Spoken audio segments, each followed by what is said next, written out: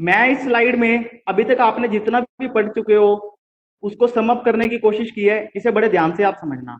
हमने पढ़ा था एसक्यूएल। एसक्यूएल के बारे में हमने जाना था, एक स्ट्रक्चर्ड क्वेरी लैंग्वेज होती है जिसकी सहायता से आप अपने डाटाबेस को मैनेज करते हो।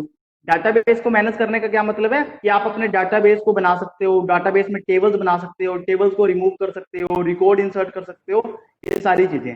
फिर हमने पढ़ा था एसक्यूएल 3 पार्ट्स में डिवाइड होती है, डीडीएल, डीएमएल, डीसीएल। और हमने जाना था कि डीडीएल का मतलब होता है डाटा डेफिनेशन लैंग्वेज। फिर हमने डीडीएल में बहुत सारी कमांड्स पढ़ी थी। हम क्रिएट डाटाबेस कमांड के बारे में पढ़ चुके हैं, जिसका काम होता है कि फर्स्ट टाइम आप अपने डाटाबेस का नाम रख सकते हो।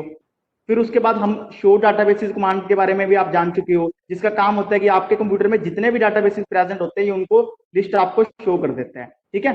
फिर हमने बात करी थी यूज डाटाबेस कमांड की, और मैंने आज आपको करके भी दिखाया है कि अपने आपको डाटाबेस को सिलेक्ट करना पड़ता है। फिर हमने बात करी थी कि आप डाटाबेस में टेबल क्रिएट करते हो, उसके बारे में क्रिएट टेबल कमांड के बारे में भी आप पढ़ चुके हो। फिर हमने बात करी थी यदि आपने जो टेबल क्रिएट किया है, टेबल क्रिएट करने से स्ट्रक्चर टेबल का बनता है, खाली खांचा बनता है, उस खांचे में कुछ चेंजेस करने हैं तो आप अल्टर टेबल कमांड के यूज कर सकते हो। अल्टर टेबल कमांड में 5 चीजें हमने पढ़ी थी, alter table, table name, add. इसका मतलब डॉटेड का मतलब है कमांड तो बहुत बढ़िया ना, मैंने शॉर्ट में लिख दिया। ऐड में आप कॉलम ऐड कर सकते हो, alter table, table name, drop, drop में आप कोई एट्रीब्यूट रिमूव कर सकते हो, alter table, table name, modify, इसमें आप अपने एट्रीब्यूट की डाटा टाइप को बदल सकते हो। Alter table, table name change, इसका मतलब था कि आप अपने एट्रीब्यूट को रीनेम कर सकते हो। Alter table, table name rename to, इसका मतलब था कि आप अपने टेबल के नाम को भी बदल सकते हो।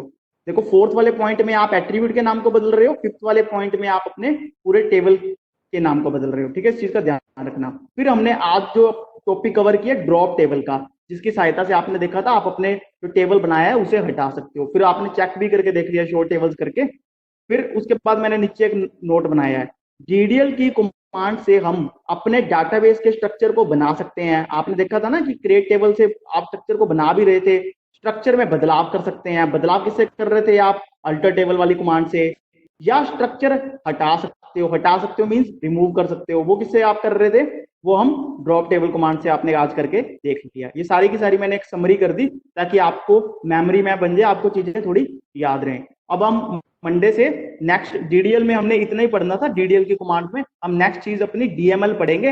अब हम एक्चुअल में स्टूडेंट्स की इंफॉर्मेशन को सेव करवाएंगे, मीन स्टूडेंट्स के रिकॉर्ड को इंसर्ट करेंगे, नाम, रोल नंबर, ये सब चीजें उसमें करके देखेंगे, और स्टूडेंट के रिकॉर्ड को भी देखेंगे इंसर्ट करवाने के बाद वो कैसे नजर आती है चीजें। ये सारी बातें हम डीएमएल में नेक्स्ट वीक से हम करेंगे। तो आज के लिए इतना ही। Thank you.